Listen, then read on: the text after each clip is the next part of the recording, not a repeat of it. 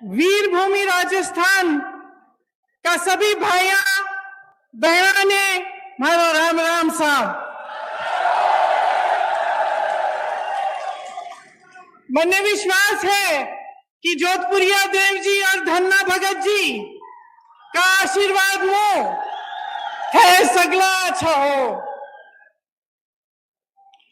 दुनिया के कोने कोने से लोग भक्ति, शक्ति, वीरता और अपनायत की धरती राजस्थान में आते हैं।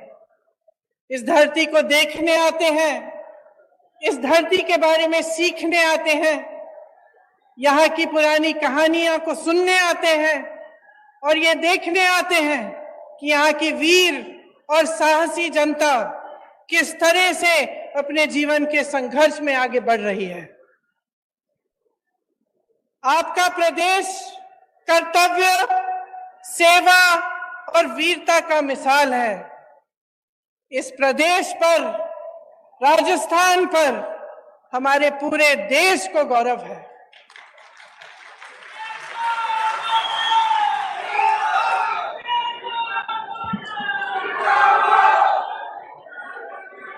आप बहुत तालियां बजा रहे थे, एक बार मेरे साथ कहिए, जोधपुरिया देव जी की जय, धन्ना भगत जी की जय, अन्नपूर्णा गणेश जी की जय, डिग्गी कल्याण जी की जय। डिग्गी कल्याण जी की कथा तो आप सब बहुत अच्छी तरह से जानते हैं। ये आपकी परंपरा का हिस्सा है। आपको याद होगा कि उन्हें प्रसन्न करने के लिए राजा को बहुत तपस्या करनी पड़ी, तभी जाकर वो प्रसन्न हुए। उसी तरह से जो हमारा देश एक लोकतंत्र कहलाया जाता है, लोकतंत्र में जनता ही भगवान होता है, धोती है, जनता जनार्दन है। जनता की सेवा, उसका सत्य, उसका सच्चा अर्थ क्या होता है कि जनता सबसे सर्वोपरि है, परी है, सबसे ऊंची जनता होती है। यही हमारी देश की राजनीतिक परंपरा रही है। आप अगर गांधी जी को देखें, जिसने देश की राजनीतिक नींव डाली, स्वतंत्रता संग्राम लड़ा हमारे लिए, इस देश को आजाद किया, उनको देखिए, उनमें कितनी सादगी थी, किस तरह से उन्होंने अपना पूरा जीवन देश की जनता को दिया। हमेशा ये कहते थे कि देश का गरीब सर्वोपरि है। कहते थे कि जब तक इस देश के एक भी वासी के आंखों में आंसू है, जब तक वो आंसू हम नहीं पहुंच पाएंगे, तब तक हमारा काम पूरा नहीं हुआ। यही हमारी लोकतंत्र की नींव है, हमारी राजनीति की नींव है। आज राजस्थान सरकार भी अपने जन कल्याणकारी कार्यक्रम से, योजनाओं से इसी तरह आगे बढ़ रही है, ये समझकर कि गरीब को गणेश जी समझकर और किसान को भगवान समझकर। यही भावना मन में लेकर सरकार के जितने भी अधिकारी हैं और हमारे मुख्यमंत्री जी हैं, कांग्रेस पार्टी के नेतागण हैं, सब इसी भावना को मन में लेकर दिन रात काम कर रहे हैं। आज मैं सवाई माधोपुर से आई, वहां आप सबको मालूम होगा, खासतौर से मेरी बहनों को, कि वहां रणथंभौर के किले में एक प्रसिद्ध गणेश जी का मंदिर है। गई हुई है ना? हाँ, मैंने देखा है। जब भी मैं आती हूँ तो खूब सारी खासतौर से महिलाएं जाती हैं और मुझे हमेशा ताज्जुब होता है जब मैं उस रास्ते से गुजरती हूँ। मैं भी गई हूँ उस मंदिर में कई बार। तो जब वापस आती हूँ, कभी कभी शाम हो जाती है, जंगल है वहां, आप गई हैं, आपने देखा होगा। उसी रास्ते से शेर आते हैं, उसी रास्ते से बाघ चल के आते हैं, उसी रास्ते से कई ऐसे जानवर आते हैं जिनसे अगर आमना सामना हो जाए तो आपको दिक्कत हो सकती है, चोट पहुंच सकती है। लेकिन मैं हमेशा देखती हूं कि मंदिर से आते हुए जो लोग हैं वो अपने दिल में श्रद्धा लेकर एक आस्था रखते हैं कि हम मंदिर से आ रहे हैं, हमें कुछ नहीं होगा, और उसी जंगल के रास्ते से चलते चलते वो अपने घर की ओर चलते हैं। मेरे मन में अक्सर ये बात आती है जब मैं मंदिरों में जाती हूं, लोगों की श्रद्धा को देखती हूं, कि इस तरह की श्रद्धा हम नेताओं के दिल में आपके लिए होनी चाहिए। जब हम कहते हैं कि जनता जनार्दन है, तो ये बहुत गहरी बात है, और इस बात को समझना जनता के लिए भी और नेताओं के लिए भी बहुत जरूरी है। हमें समझना जरूरी इसलिए है क्योंकि जब हम दिन रात काम करते हैं, जब सत्ता में आ जाते हैं, तो अक्सर ये होता है कि अपनी महत्वाकांक्षाएं आगे हो जाती हैं। ये हो जाता है कि बहुत सत्ता मिल जाती है इंसान को, तो भूल जाता है कि सत्ता में लाया कौन। और आपको याद ये बात रखनी चाहिए, क्योंकि आपको ये बात कभी नहीं भूलनी चाहिए कि सत्ता देने वाले आप हैं। आज इन कार्यक्रमों में मैं एक नौजवान लड़की से मिली, शायद मेरी बातों को सुन रही होगी। उसे मोबाइल फोन मिला, अशोक गहलोत जी की जो स्कीम है, जो हमारी सरकार, कांग्रेस सरकार की स्कीम है, उसके जरिए, और उन्होंने धन्यवाद दिया कि आपने हमें मोबाइल दिया है। और हम भी अक्सर कहते हैं कि हमने ये दी, आपको स्कीम ये दी, आपको ये किया, वो किया आपके लिए। लेकिन आपको समझना जरूरी है कि हम आपको कुछ नहीं दे रहे हैं, आपका हक दे रहे हैं। ये सब चीजें जो आज राजस्थान की सरकार आपको दे रही है, ये आपके हक हैं। आज देश में परिस्थिति ये है कि देश पर राज करने वाले भाजपा के नेताओं के मन में इतना अहंकार आ गया है कि ये बातें भूल चुके हैं। वही प्रधानमंत्री जो अपने आप को भूमिपुत्र कहते थे, आज करोड़ों के काफिले में चल रहे हैं। अगर आप महंगाई से जूझ रहे थे, महंगाई राहत कैंप से पहले, अगर आपके जीवन में अत्यंत मुश्किलें थी, तो ये किस लिए थी? कभी आपने ये सवाल उठाया है कि इतनी महंगाई क्यों? हमें जब रोजी रोटी के लिए कमाने जाना पड़ता है, हमें थोड़े से पैसे मिलते हैं। हम जब दुकान जाते हैं कुछ खरीदने के लिए, मन में शायद बात होगी आपकी, मेरी बहने, कि आज मैं सब्जी बनाऊंगी, दाल बनाऊंगी, रोटी बनाऊंगी, तो आप इस आशा से जाती हैं दुकान की, आपको दो चार चीजें खरीद के आएंगी। लेकिन हमेशा आप वापस आ जाती थी आधी चीजें लेकर। गैस का सिलेंडर आज देश भर में 1000 रुपए का है। कौन खरीद सकता है? क्या आप खरीद सकती हैं? यहां पर राजस्थान की सरकार ने आपको 500 में क्यों दिया है सिलेंडर? क्योंकि देश भर में जो महंगाई है उसकी भाजपा के नेताओं को कोई परवाह नहीं है। जब घर पर कोई बीमार पड़ जाता है, अस्पताल ले जाना पड़ता है, इलाज कराना पड़ता है, तो एक तो बीमारी का टेंशन होता है कि किस तरह से इलाज होगा, दूसरा हम कितने पैसे लगेंगे, तीसरा कि हम कमाएंगे कैसे इनका इलाज कराने के लिए। इसी तरह से कोई घर में एक कमरा बनाना हो, डर लगता है कि कितने का होगा, हमारे पास इतने पैसे हैं कि हम खर्च कर सकते हैं, बारिशें आ रही हैं, पानी चू रहा है ऊपर छत से, छत की मरम्मत करने के लिए आप 10 बार सोचते हैं कि करना चाहिए कि नहीं, हमारे पास शायद पैसे नहीं होंगे। ये नौबत क्यों आई है आज इस देश में कि प्रदेश की सरकारों को महंगाई राहत कैंप लगवाने पड़ रहे हैं, जब पूरे विश्व में तेल की बड़ी बड़ी कंपनियां खूब मुनाफा कमा रहे हैं, और यहां भारत में भी, तो आपके लिए तेल इतना महंगा क्यों? आपने ये सवाल उठाया है, आपको ये सवाल उठाने पड़ेंगे कि ये सब जो आपको दिख रहा है, इसमें असलियत क्या है। आपने देखा होगा हिमाचल प्रदेश में खूब बारिश आई, बारिश की वजह से टीवी पे आपने देखा होगा इतने सारे लोगों के घर गिर गए, खूब भारी नुकसान हुआ, जनता ने झेला ये नुकसान।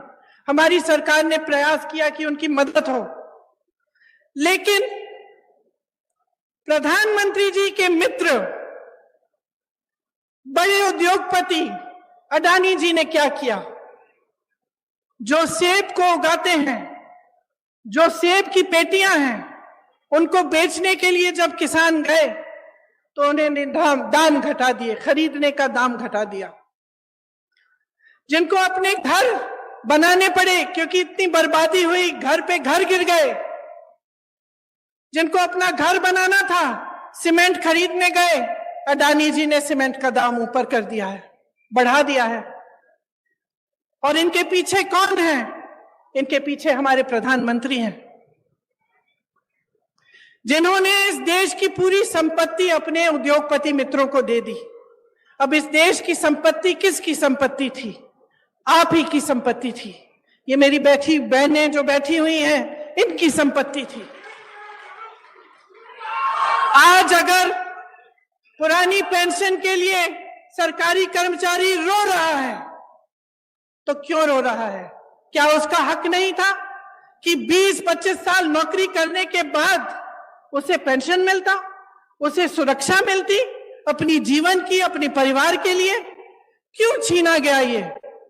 और जब इसको देने का समय आता है तो ये केंद्र की सरकार क्यों कहती है कि हमारे पास पैसे नहीं है?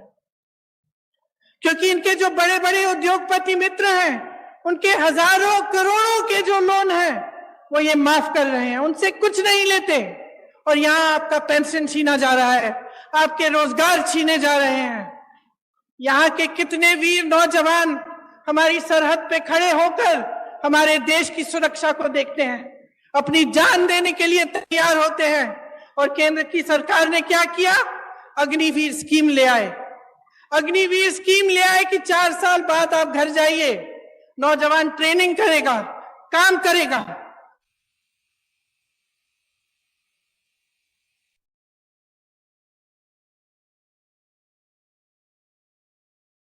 चाहिए था केंद्र सरकार को, वह भी नहीं किया। हर चीज के लिए उन्होंने अपने उद्योगपति मित्रों को आगे रखा और जो जनता है उसको पीछे रखा। आज ये स्थिति है कि 45 सालों में सबसे अधिकतम बेरोजगारी आज है हमारे देश में। जब आपके सामने चुनाव के लिए वोट मांगने आते हैं तो बड़ी बड़ी बातें करते हैं, और अक्सर बीच में धर्म को ले आते हैं, जाति को ले आते हैं, अलग अलग बातों को ले आते हैं जिससे आपके जज्बात जुड़े हुए हैं।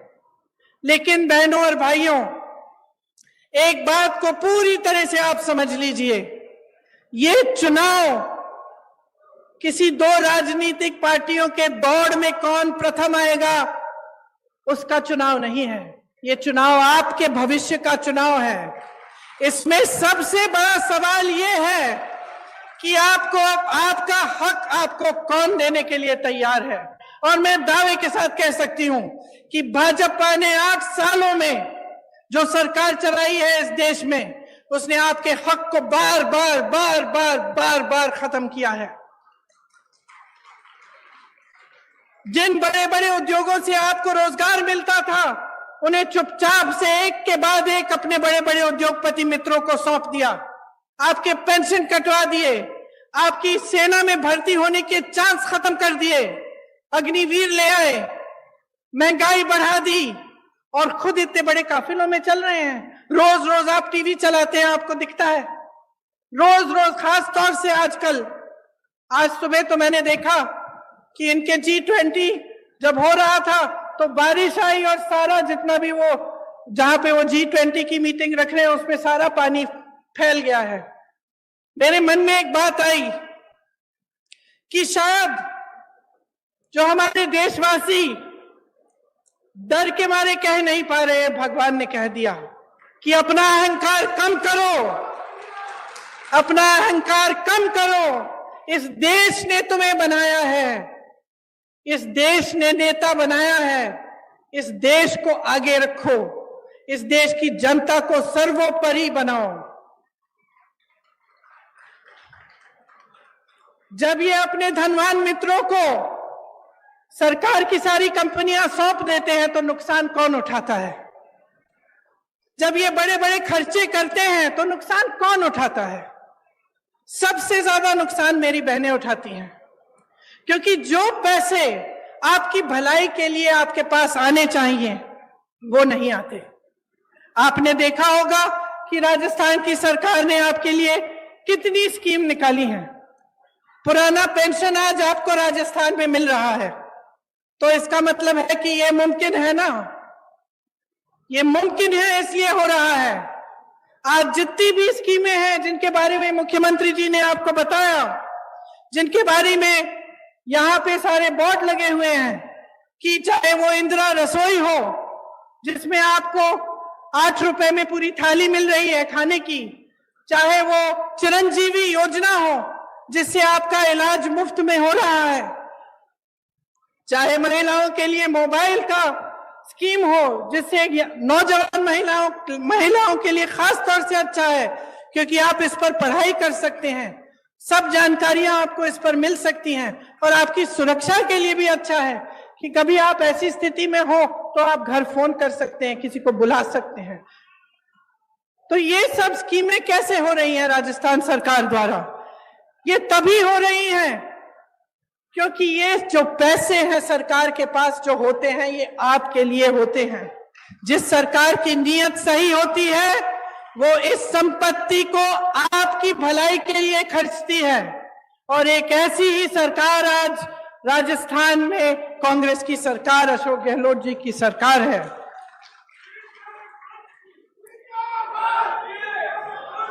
मोदी सरकार ने पेट्रोल डीजल पर टैक्स लगाकर, आपको मालूम है, जनता से 32 लाख करोड़ रुपए खींचे हैं, और उन रुपयों का मनमाने के हिस्से खर्च करते हैं।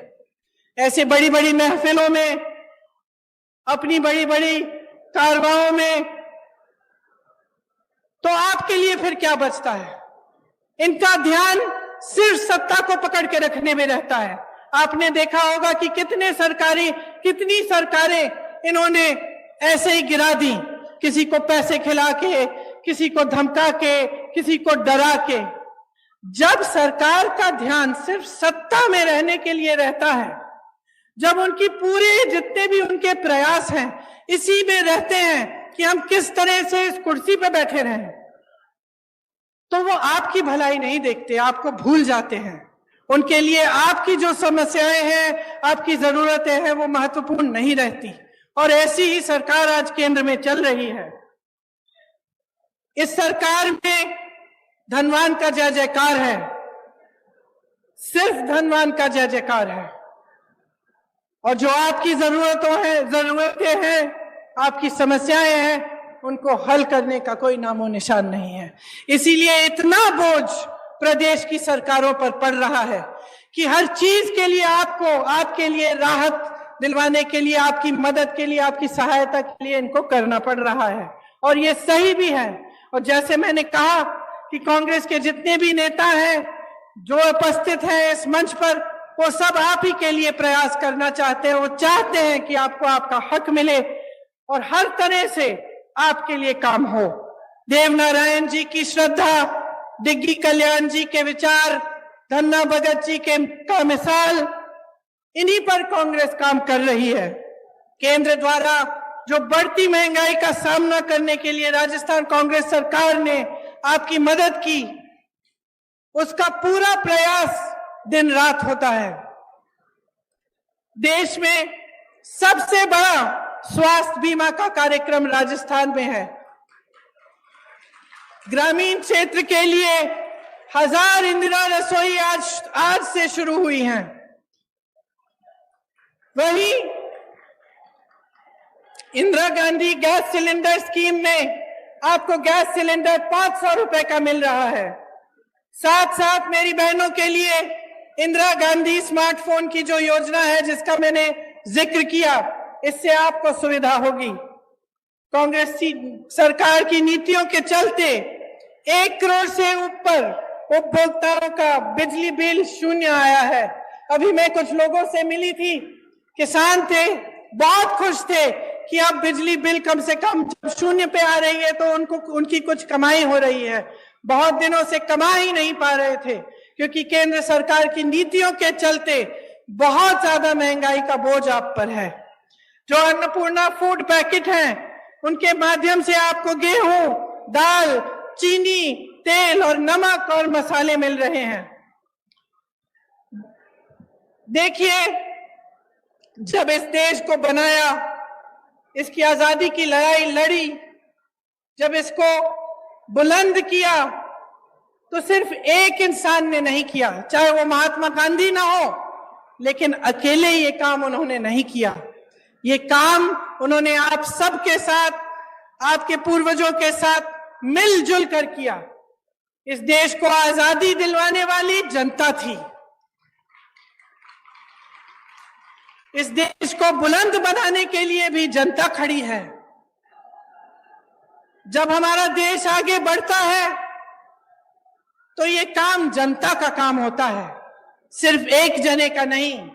लेकिन आज जो परंपरा हमारे सामने, एक नई परंपरा चल रही है, उसमें ऐसे लगता है कि सिर्फ एक नेता, हमारे प्रधानमंत्री जी, सारी चीजें कर रहे हैं।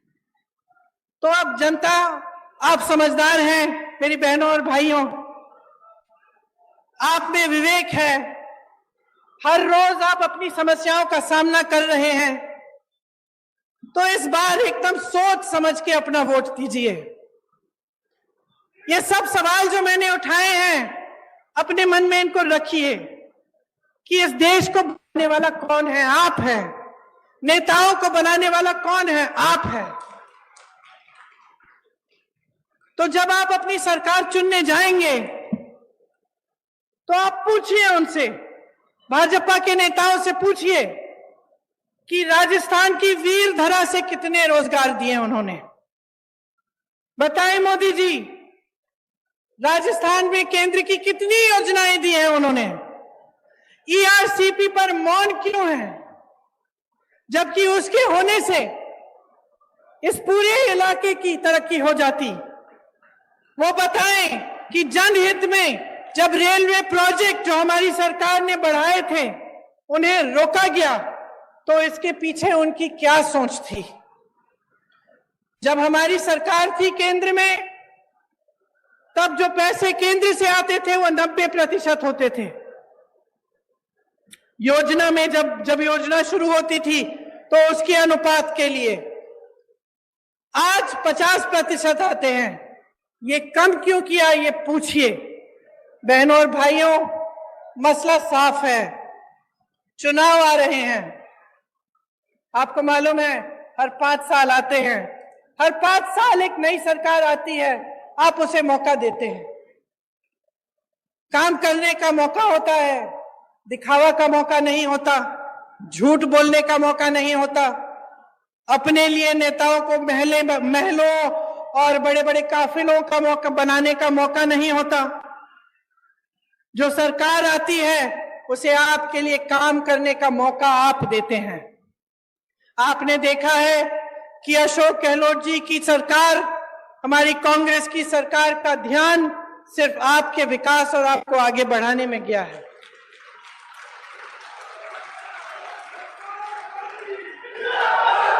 आप अपने अनुभव से ही देखिए कि भाजपा की सरकार, उनकी नीतियां सिर्फ अमीरों को आगे बढ़ाने के लिए हैं, गरीबों को, मिडिल क्लास के लिए कुछ नहीं है इनकी नीतियों में।